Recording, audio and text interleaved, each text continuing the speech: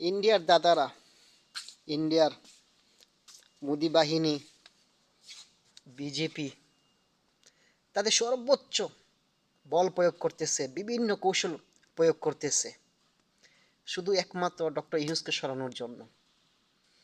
কারণ ইন্ডিয়া বুঝতে পারতেছে যে ডক্টর ইউনূস থাকলে ওনারা বাংলাদেশে দাদাগিরি করতে পারবে না এবং বাংলাদেশকে তাদের দাবিদারি করে রাখতে পারবে না, এবং বাংলাদেশকে যতটুক সম্ভব দাবিয়ে রাখা এবং উন্নতি না করতে দেওয়া।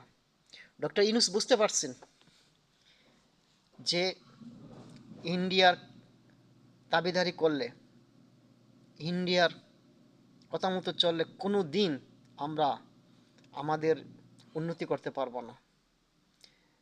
এবং ইন্ডিয়া ভালো করে টের পাইতেছে যে ওনার সাথে যত কূট কৌশল আছে কোনোভাবে পারা যাইতেছে না, তাই ওনাকে একমাত্র সরাতে হবেই। ওনাকে সরানো ছাড়া কোনো বিকল্প রাস্তা ওনাদের সামনে নেই।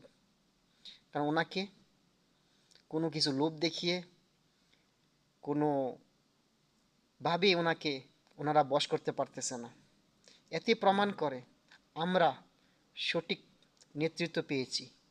এবং ডক্টর মোহাম্মদ ইউনূস যদি থাকে 8-10টা বছর, আমি চ্যালেঞ্জ করে বলতে পারি আমরা সিঙ্গাপুর না হলেও সিঙ্গাপুর থেকে পিছিয়ে থাকবো না, মালয়েশিয়া না হলেও মালয়েশিয়া থেকে পিছিয়ে থাকবো না।